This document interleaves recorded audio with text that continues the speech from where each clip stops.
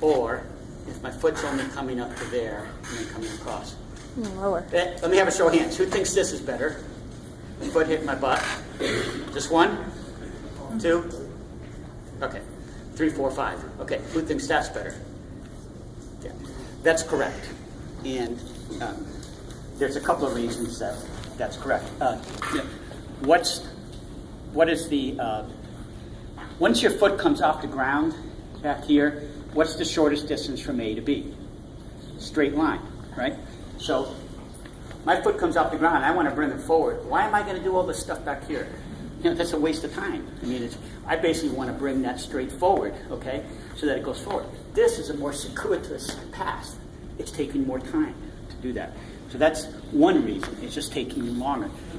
Now, sprinters, definitely, they will push off the ground, again, with that bent leg, like that, not a straight leg. They push off like that, and then that foot definitely comes right up underneath the butt and forward.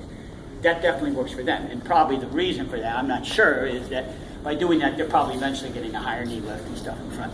But distance runners, you want them coming across. And what we've seen, like Mo Farah, he breaks up the rules. You know, he's the best distance runner rules, I'm not going to try and show you. But his foot comes up close to his butt. But all our other runners, their foot is coming up and just barely over the height of their other knee is what we're looking for.